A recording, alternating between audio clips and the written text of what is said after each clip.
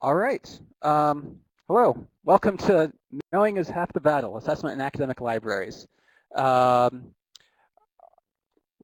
my name is Devin Savage, an assessment librarian at Northwestern University Library, and I'll be presenting today with my colleagues Chris Davidson, Community Outreach Librarian, and Jeanette Moss, User Education Librarian. And we are all part of the User Experience Department here at Northwestern University Library.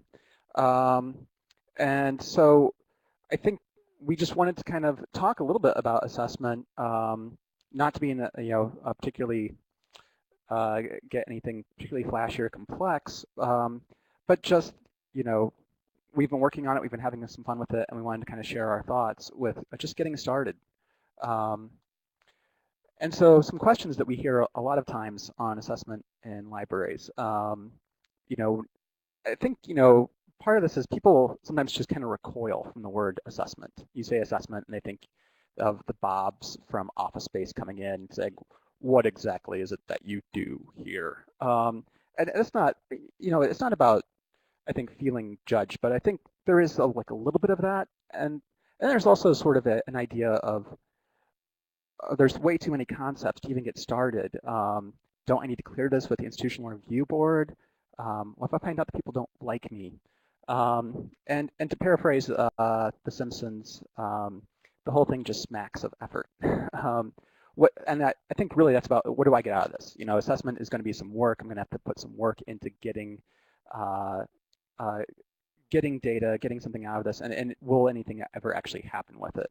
And I think these are really important questions. I think that sort of, what can you get out of it is really the key piece. But before we get started, I think we've got to review just a few definitions. There's just a few things I think everybody needs to know about, like quantitative. No, I'm just kidding. We're not going to go through all those definitions. I think, you know, I'm an assessment librarian because it's fun for me. I think that talking about assessment is about articulating value. For me, it's about working with data and storytelling. And I think that's fun. I think it's really great to talk about what we want to do because we work in the library. It's not scary. There's a lot of possibilities, but just don't let them overwhelm you. Um, I think working in a library means that we're doing good things. We need to articulate the good that we do. I think people like libraries, people like uh, the work that we do, but they aren't always able to easily describe the value or impact that we have. And I think that's the burden's on us to take some time to do this. And as for the IRB, you may have to clear a project with your institution's IRB, but oftentimes you don't. Um, so this is my colleague Chris adapted this uh, slide for Megan Oakleaf and sort of a big level overview of assessment. And just, this is her image available at her website below, but it's really about looking at, the stakeholders, where the campus needs goals, the outcomes that need to happen, and where those meet the library contributions in the form of resources and services. Um, I think that's where we look at impact, where we look at value. And assessment helps us document that impact and then take messages from that documentation and then communicate that to, again, to all of our stakeholders, to everyone, to ourselves. And the nice thing I like about this image is there's a constant, you know, opportunity for reflection and improvement. We can reflect and improve on our resources and services. We can reflect and improve on uh, the ways that we do assessment, the ways that we document that assessment, and the ways that we promote what we do, the value that we have. Um, I do want to hit a couple, just a few here, working definitions. These aren't, I'm not going to do uh, strictly Webster's or anything, but I think a lot of times people talk about things, there's a few key concepts related to each other, and the first group is formative, summative, and programmatic assessment. You'll hear these terms. Um, the idea behind formative assessment is that it's learning as you go. It's keeping track of what you learn as you go. And I think in sort of the pop quiz idea here, but and library is probably the best example of formative assessment is the post-test at the end of an instruction session where you figure out, okay, did you guys get what we just talked about? No? Okay, let's cover it again.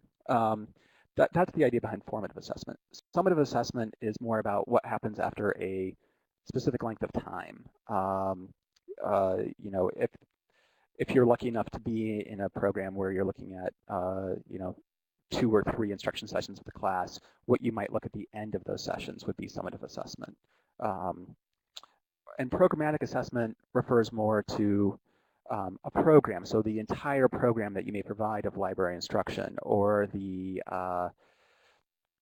variables that might affect library instruction. So, you know, on the one hand, you might evaluate the effectiveness of your program of instruction, or you might evaluate student knowledge, what students actually do know when they come into a library instruction session. You might evaluate, you know, do they know what a book chapter citation is? What do they not know that's going to impede them from learning what we're trying to teach?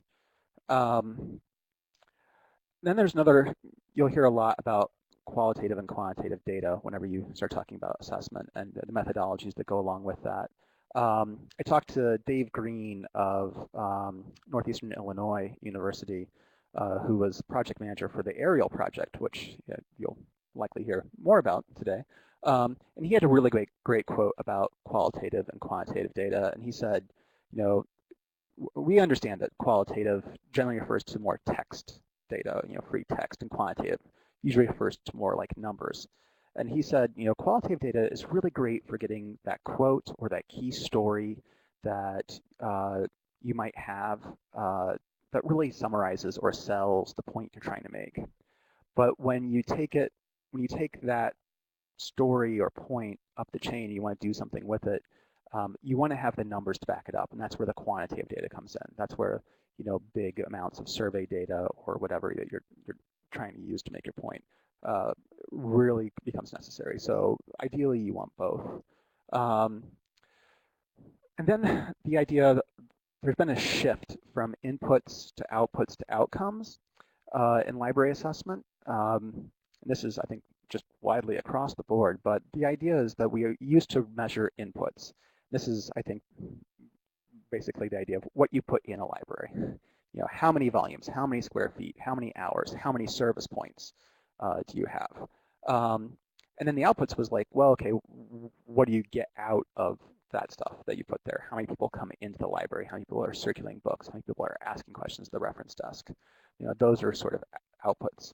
But the outcomes are more about the value. So what changes the person when they come in at the end of this?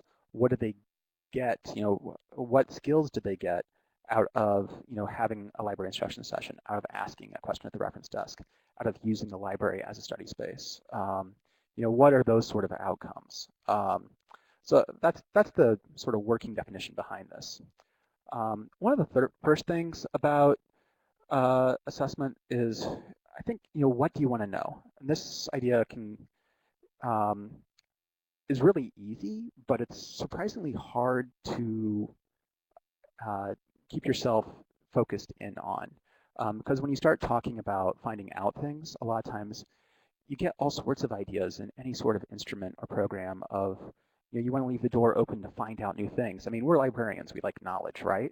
So you want to know kind of everything a lot of times. But whenever you're designing an assessment or a survey instrument or anything like that, you really want to know one thing. You know, you really want to get all of the variables you can to kind of point to like proving one thing that you're trying to find out. Because lots of things that are interesting to know, but they're not always helpful. And so what I did when I want to reiterate that you know, I'm not necessarily an expert in assessment, but I have been a student for the last couple of years. I've really been learning a lot about assessment in academic libraries. And one of the ways that I created a framework to help myself understand the various things that are going on in assessment was I broke it down into 5 basic areas: collections, instruction, usability or user studies, spaces, and what I call user resources, and then services.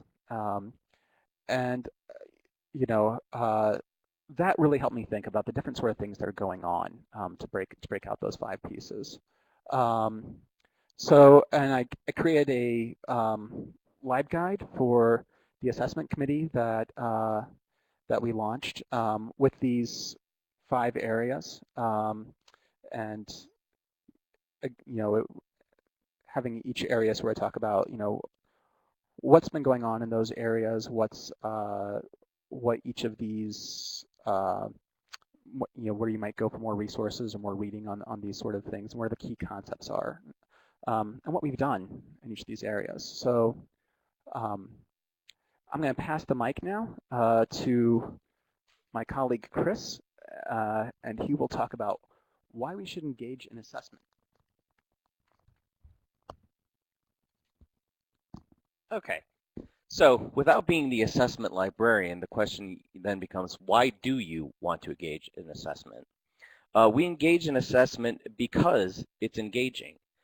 Assessment can accomplish a lot of different things. Of course, it can provide you data for your own improvement, but it can also serve as a conversation starter for faculty and administration and present the opportunity for teamwork with your coworkers and work as other class activities. So, what can assessment do for you? It can help you. It can help you engage with students. There's a lot of different types of assessment, but not all assessment is, written tests and collected data, although, collected data, of course, is important. In instruction, we often talk about incorporating active learning into our classes. And a lot of that active learning acts as assessment. You just need to approach it with that in mind. It also gives us the opportunity to avert disinformation. You can tackle misinformation as it happens.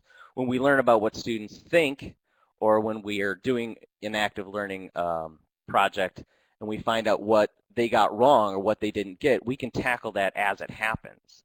And this also helps us bolster our image as an ally to students. People don't like to ask for help. We know that. People don't like to admit that they don't know something. We know that. Some assessment tools allow you to help people and give them what they don't know or what they've gotten wrong without embarrassing them or making them feel stupid. And this helps highlight us as people who are there for them without judgment. And then, of course, it helps provide data to back up those anecdotes and opinions, as Devin was talking about when he was talking about qualitative versus quantitative. We know what we think, what we've seen, but when you collect numbers that reinforce what we've been saying for years, those charming, insightful stories become far more powerful. And then, of course, it helps us engage faculty. At Northwestern here, we have absolutely zero mandated library instruction. There's no freshman class that everybody has to take or anything like that. And, of course, faculty don't always know what their students don't know. In fact, they often don't. And these two here can combine to make things a little tougher on us. So it's a conversation starter. When we share what we discover about student knowledge and learning, we can help better sell ourselves and our services to faculty. Now, this is the great thing about this, when we look at these different things, engaging students, averting disinformation, filtering image, et cetera, you can tackle a lot of, it seems like a lot, but you can tackle a lot of these things with one well-planned assessment activity. If you use your active learning to engage students and avert disinformation and collect that data, you can provide that information to faculty and administration without using 4 different assessment activities, and just do it in one assessment activity, or maybe 2, depending on what one you use. And then I'm going to pass the mic back to Devin to talk about what you can do. There's a really broad scope here, obviously, of what you can do. We're going to go through some examples of some of the things that people have done in assessment, some of the tools that have been available, and some of the methods they've gone about. But I think the most important thing is that you want to, when you start in assessment activities, you want to get data. You want to get evidence of whatever it is you're trying to prove or disprove. And you want data that helps you in some way. One really important thing I want to underline, though, is that you want to create either sortable data or searchable data. You want the data for yourself to be easy to use. And I've seen a number of grad students trying to when they're designing surveys or when they're first starting to enter information. Um, they're using spreadsheets with multiple variables in each box. There's things that just, they're obviously not going to sort well. So we've had some practice with this as librarians in creating controlled vocabulary. But I think, the idea is, at the end of it, make it as simple as possible so that you can get as much information out of it as possible, as easily as possible. And so first I want to talk about collections.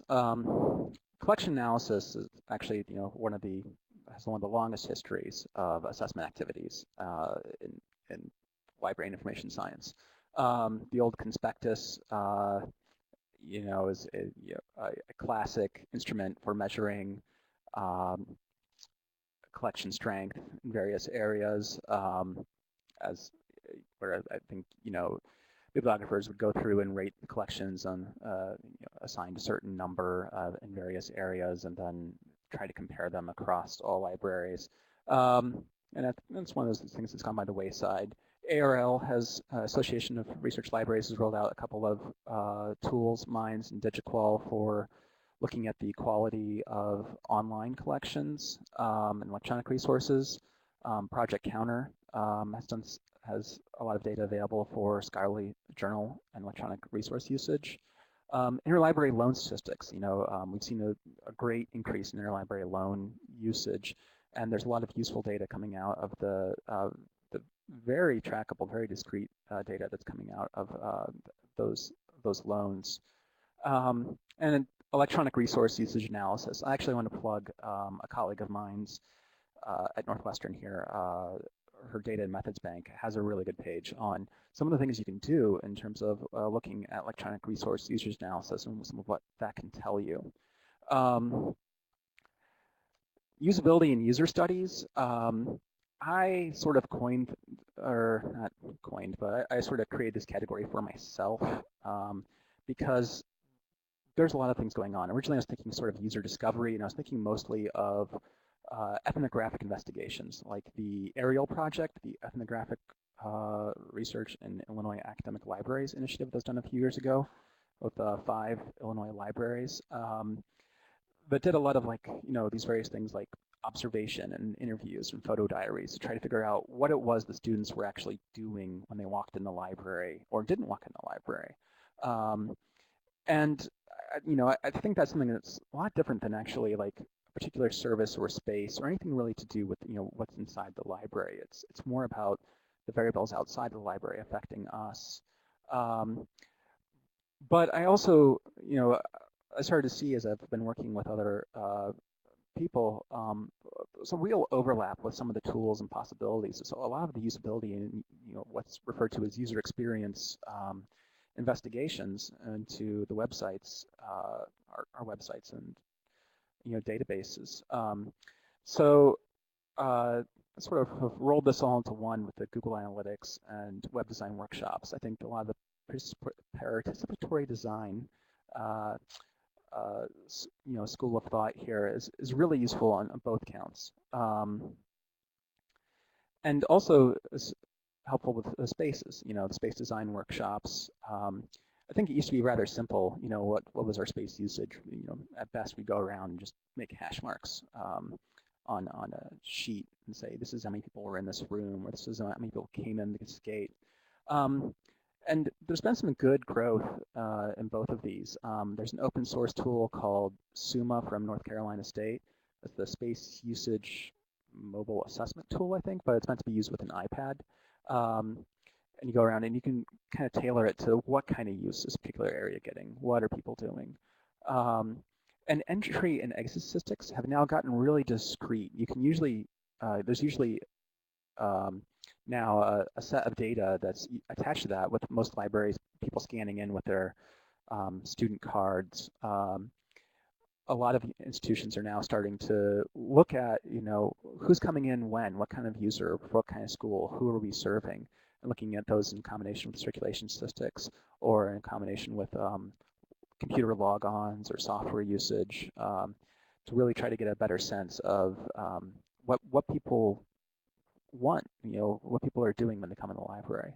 And there's also some good on-site usage numbers that we've been getting here in terms of logons from the wireless, mobile device numbers, people are using what kind of devices when they're in our library.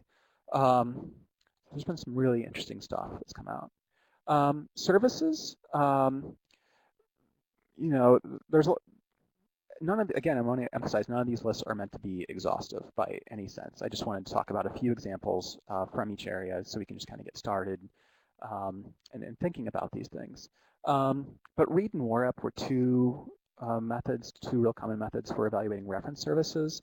The read scale was used a lot of times with an instrument like Desk Tracker or Live Analytics to tell like what kind of level of question was coming in, how was it being answered. Whereas the WAREP, the Wisconsin Ohio Reference Evaluation Program, was a survey taken by the librarian and the patron to try to determine if there was a gap in understanding. And most recently, I think Penn State did a really nice look at that and improved their services using the WAREP. Mystery shoppers, real common in retail, sometimes used in libraries where people, coming in trying to figure out, what might be going wrong or or is going right with our services. Focus groups, which can take some pulling together, but you can get some really valuable data and be really surprised at sometimes the directions the conversations take when you get a group of students or faculty together to talk about the library. And one thing I want to point out I've been really intrigued by lately is the critical incident technique, which a lot of assessment sort of focuses on gathering a bunch of data and then figuring out a mean or a mode, figuring out what the most common response is, the most likely response to anything is going to be. But critical incident technique actually looks at the outliers. It actually looks at, really, what are some things that are really outstanding, went really outrageously wrong, and what can we glean from those examples? That's something I'm really intrigued by to see how people are using that. And then finally, what we're going to concentrate on most during the session, instruction. And again, I want to look back. There's a couple lenses that you want to look through when you start doing instruction assessment. And one is, what level do you want it to be on? Do you want it to be at the programmatic level, where you're looking at your entire class of incoming freshmen? Are you looking at the efficacy of the instruction that students are receiving? Or are you looking at, just doing something formative, working with, some polling or some in-class exercises? And then I think the next lens is possible areas of inquiry. So information literacy, obviously a well-established one, looking at awareness and access and evaluation. But then you can kind of look at your own, database usage, catalog, discovery tool usage, affectative behaviors. Lisa Stern-Cahoy from Penn State wrote a nice article on affective behaviors because I know, like, for example, post-tests in library instruction sessions have been a little denigrated as to only looking at competence or how students feel about the library or feel about the session. But her point was that's important too. That's something that we want to do well on as well. So, and that can lead to much richer interactions in the future. So I want to just make that a separate category. And I put general library information because as I've observed and talked with a lot of instructors, when you're doing a library instruction session, you want to cover some of the content that the faculty wants and the students need, of course, but especially with like freshman seminars, a lot of times there's a need to teach the library. Like you're trying to get sort of a view of a scope of, what's available at the library in there as well. So that's something that you can also assess. And with that, I'm going to pass the mic to our user education librarian, Jeanette Moss, to talk about some of the things you can do. All right. Pardon me. So as you can see there is quite an array of methods that you can employ. That's the beauty of this. There's so many things that you can try. in an instruction session. And the best thing to do is just pick one and start. If you have a 50-minute one-shot session, as many of us do, in fact, we find that to be the most prevalent kind of instruction session that we do, you don't need to overthink it. You don't need to employ several different methods. Just pick one and see how it goes. We have tried, particularly in the areas of the formative side of the list here, what I've enjoyed is that with our team-based approach, we have, several of us tried different methods and then shared our impressions with each other, um, which has worked well to sort of give everybody some ideas about, about what to try in the future. The 1-minute paper, for example, is something that it has different iterations, I suppose, but it's maybe something where you would hand out an index card at the beginning of class and ask students, or sorry, at the end of class, rather, pardon me, and ask students to describe something they learned, as well as something that still confuses them and something that they might do differently based on what they've learned. You can learn a lot from something like that. The guest driver approach is asking students to stand up right during the class and demonstrate what they've learned during the class. That type of method, as well as something like email an article to a librarian, are great because you can catch disconnects as they're happening. If there's an area of confusion or something that students don't understand right in the middle of the class, you can catch that and correct it. A colleague of ours regularly employs the email an article to a librarian method, and it's worked really great for her.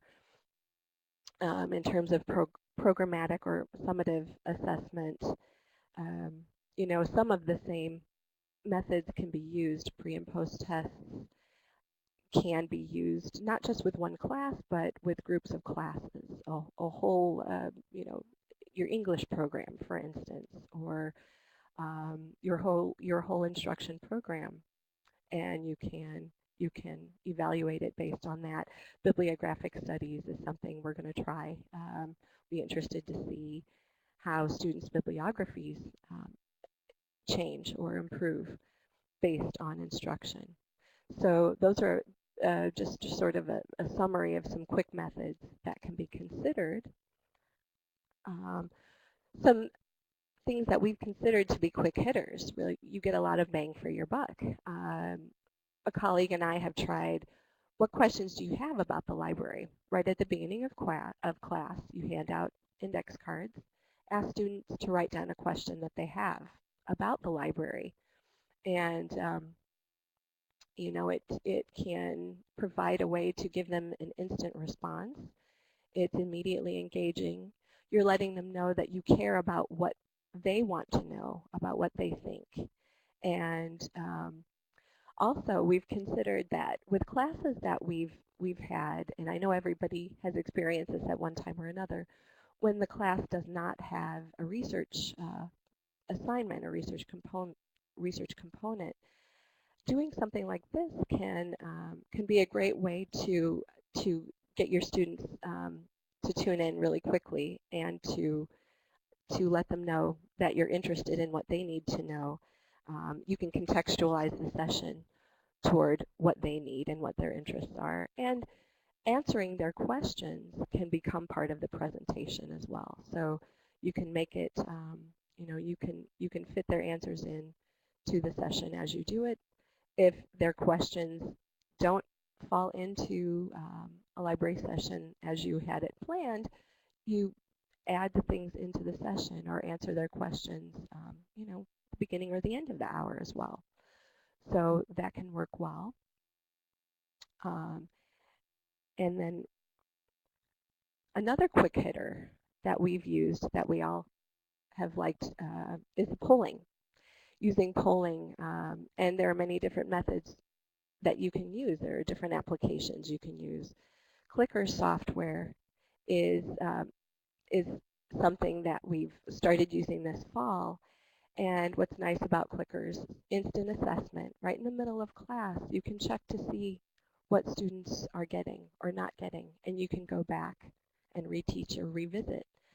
There's also something nice about clickers. They're not just looking at a screen. They're not just watching you or listening to you. They're picking up something.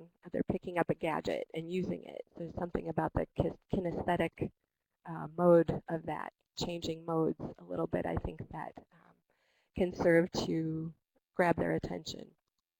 Definitely raises student engagement. If you don't have clickers, that's okay. LiveGuides itself from SpringShare, if you use LiveGuides, one of the box types in LiveGuides is the interactive poll. You can include that right in a LiveGuide for your session, and students can click on their answers. It's very easy to employ. Um, Also, there are plenty of softwares out there that have free and fee versions, like Poll Everywhere. It's another one that's a great software application to employ to check to see where students are in their learning. Okay, with that, I'm going to turn over to Chris. Thanks, Jeanette. So we thought it'd be good to kind of talk about, how this has kind of worked here with our team at Northwestern. A little background. So let's say a few years ago, maybe 3-4 years ago, we actually started small and as individuals. At that time, there was no home for instruction at Northwestern. We all operated independently. We all worked with our faculty independently. That's not to say we didn't have discussions, but there really was no home for it for any sort of collaboration and teamwork. So a handful of us took our own initiative to better assess how we were doing our instruction and helping one another out. The idea behind this was that, when you operate in a vacuum, it's hard to improve. So by working together, we could make our own instruction sessions better. So we started working together. We started reviewing each other's instruction sessions to make them stronger. And then we started getting ideas from one another. And we began developing an instruction toolkit using LiveGuides to share our tips and tools with other coworkers to help them improve their classes.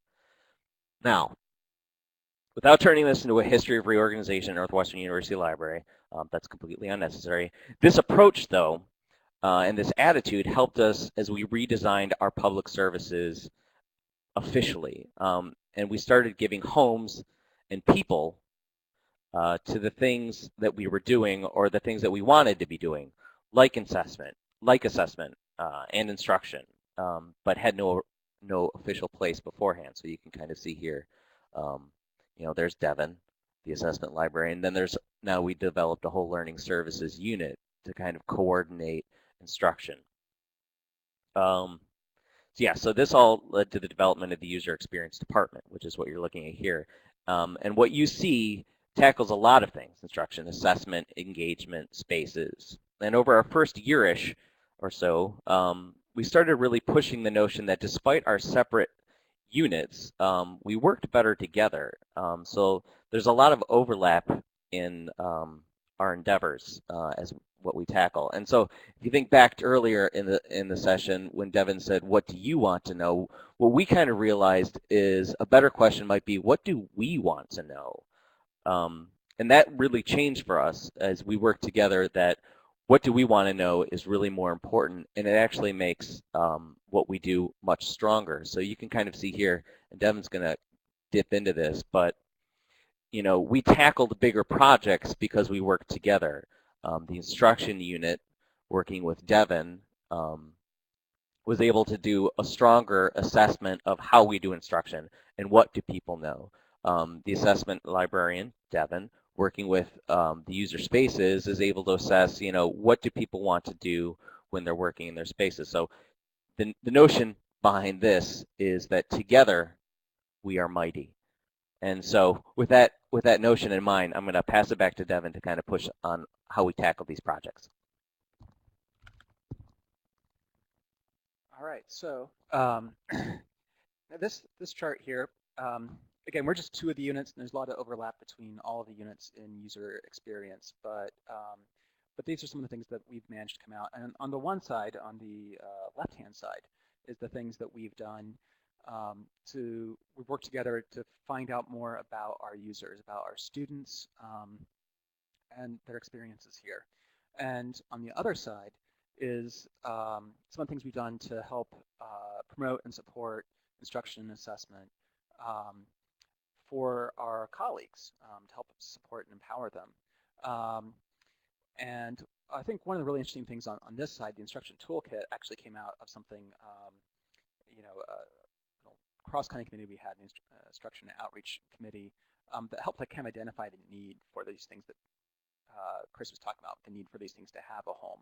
So it was kind of hard to get Instruction Toolkit really off the ground until we had a user experience department and were able to really devote some time to rebooting it, updating it, building in some places for assessment and launching it, and then using workshops to help promote that, and as well as other things like the clickers and web tutorials and assessment techniques. And on the user side, the collaboration became very easy once we were a department. It was, Chris might have an idea about user expectations and determining those, and create a survey, and then come to me with like, okay, how do we really analyze this? How do we get some trends and make some sense out of this? And we will work together to create the message. And then I might have an idea for working with the Office of Fellowships on trying to get summative assessment out of what do students get out of a research consultation, and I'll work with Learning Services on how we can sort of implement that.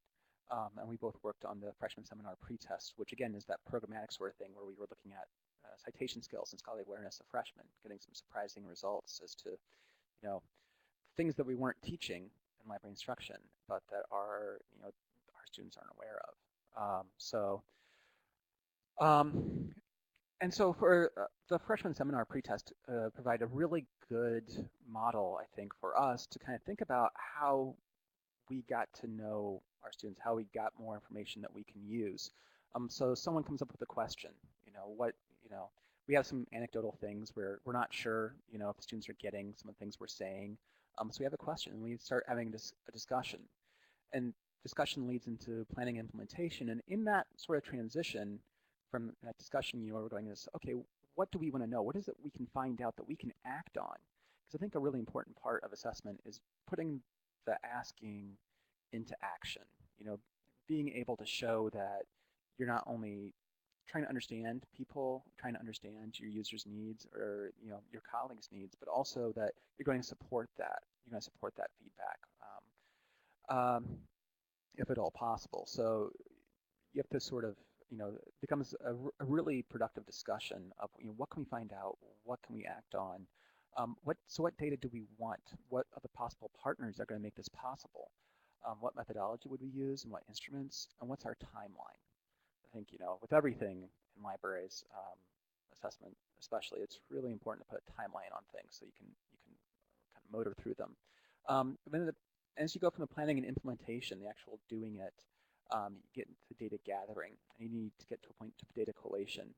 Well, we used paper handouts, and it worked really well. We got over 200 valid responses. That meant like there was like 200 and close to 50 responses that we had to go through and actually collate all the data. So what we did was we had a counting party. Some of us brought in chips, and some of us brought in hot cider, and like 3 of us just sat around and counted. And it was kind of fun. You just shared like sort of outstanding examples as you're going through, and then you get a whole lot of data. And then there's a point that's needed of data analysis. You really need somebody to kind of go in and look at it and try to get some context and trends to pull out of the data.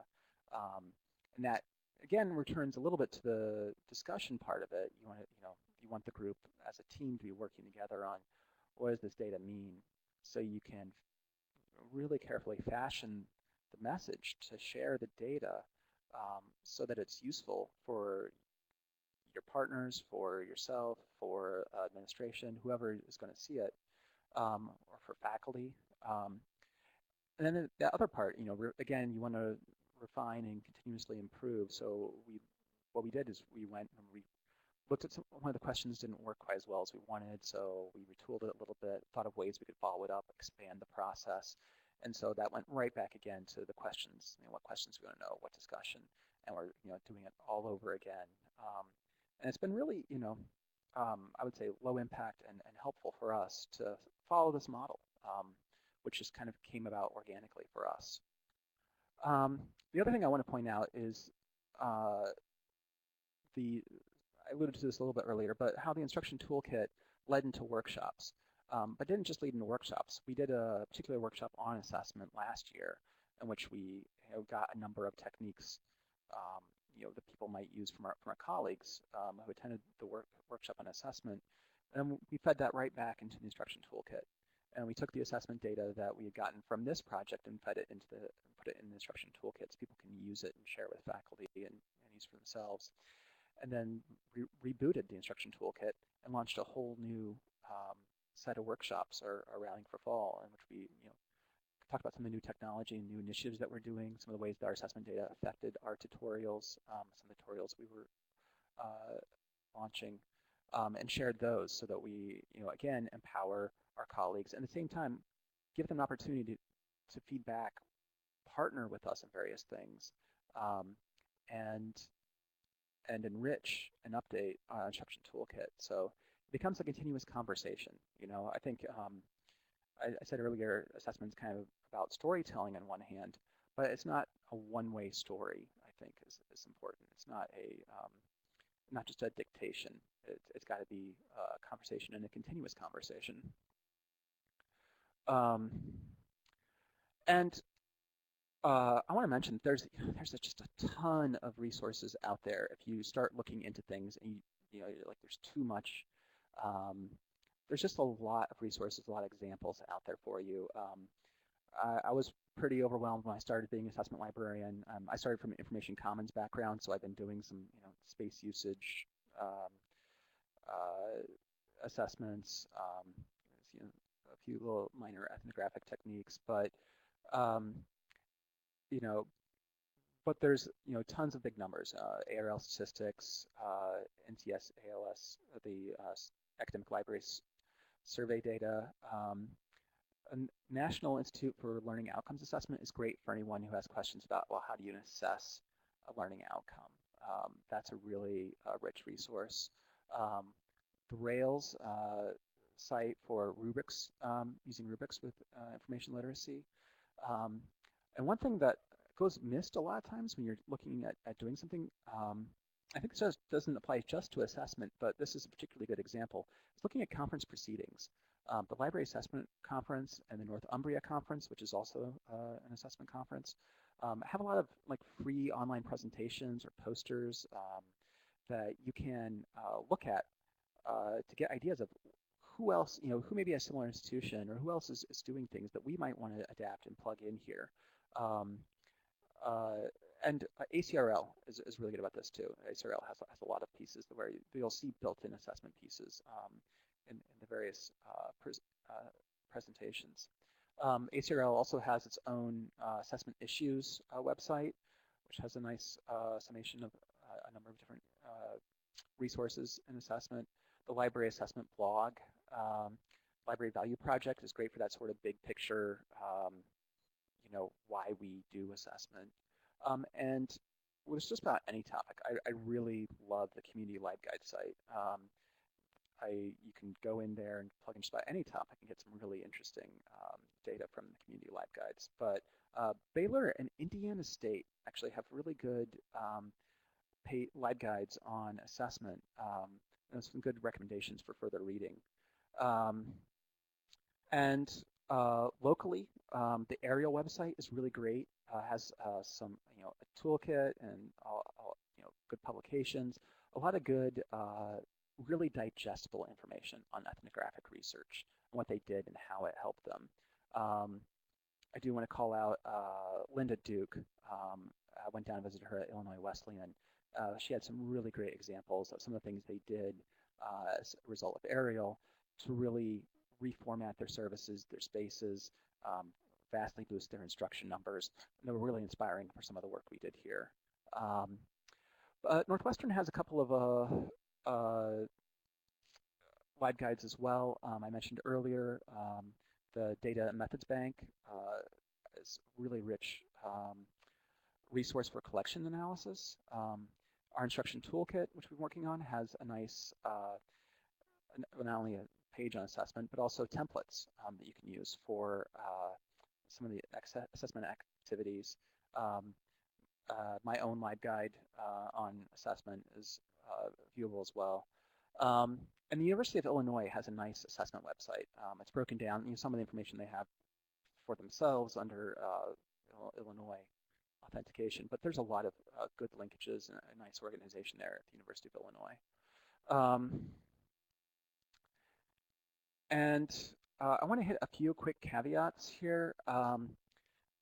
Elizabeth Edwards at University of Chicago said that she made it her mission to make sure that we be ethical when we're doing an assessment. So I want to back her up here. I think there's three big areas that people always sort of highlight whenever you start working with human subjects, and that's the Institutional Review Board, FERPA guidelines, and HIPAA guidelines. HIPAA mostly shouldn't apply to us because it's mostly about health information, but FERPA guidelines you should be a little aware of. I mean, one of the big ideas from that is just don't use graded student coursework. And Institutional Review Board is your local institution's review board is there to make sure that we don't misuse personal identifiable data, especially student data. If you're doing assessment, you're going to be working a lot of times with human subjects. If you get into detailed ethnographic studies, you will want to check with your campus IRB office. Some IRB offices are very controlling. Just about they want just to be able to say you don't need to check with us on everything. But you want to be safe, even if you think your project is not going to involve anything. If you're ever capturing, you want to avoid capturing personally identifiable information. Just start off with, filming them, getting their names, social security numbers. If you can all avoid that, that'd be a good thing to do. If you're unsure, if you're unsure like whether email addresses count or something like that, make sure to password protect any folders of files that you have, and keep any paper forms under lock and key. Those are two things you can do just to help keep not only the subject safe, but also you safe in the work that you're doing. If you do submit a request, I think there's a really great frame for a lot of the assessment that we do. And it's that we're doing assessment in an educational environment to capture information on the efficacy of specialized educational instruction and/or services. I think that frame protects, if you state that clearly, that protects us from a lot of oversight that would otherwise be needed. So I think, keep that in mind.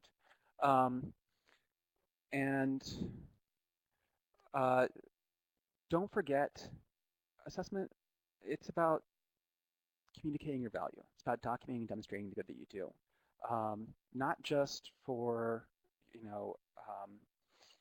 the work that you do or you personally. I mean, certainly, assessment often shows some initiative. It shows value that you are adding personally in your professional development. It gives you an easy way to contribute to the field. I mean, all those are good things. But it's also good for us as a profession. I mean, the more that we're able to quickly tell the people that we work with on campus or elsewhere about what we do and what we're finding out, what we know, the more that it's good for our profession and our standing within the academic community, and good for the academic community as well. So again, be sure to tell your story. And as we come to the end here, I realize that no talk on assessment in libraries is complete without mention of LibQual, so LibQual. But aside from that, I do list a number of useful websites that I talked about for the resources earlier. All of our LibGuides and a number of these projects that we talked about are all available here, and all can be really useful depending on what you want to do. I want to point out that the Academic Library Survey, as opposed to ARL statistics, Academic Library Survey is a really good way, gives you a nice tool to measure similar institutions. The ARL statistics are usually in the past have often been kind of a dump of information. You know, there's rankings and so forth, and it's a lot of very good data. But it can be difficult in the way that ARL has counted things in the past, you know, to really pull out some of the high value things like in curricular instruction versus, you know, all tours and presentations. So academic library surveys has had some better information in the past to be able to compare with other institutions. And also ACRL metrics is not on here, but something that uses these two sources of data in a way that's easy to compare, but is I believe that's also a paid service. So that's pretty much our presentation. If you have questions, please submit them to the listserv. You can feel free to contact me personally, put my data down, but I'm sure Chris and Jeanette would be happy to answer questions as well on some of the things they've done. And thank you so much for listening.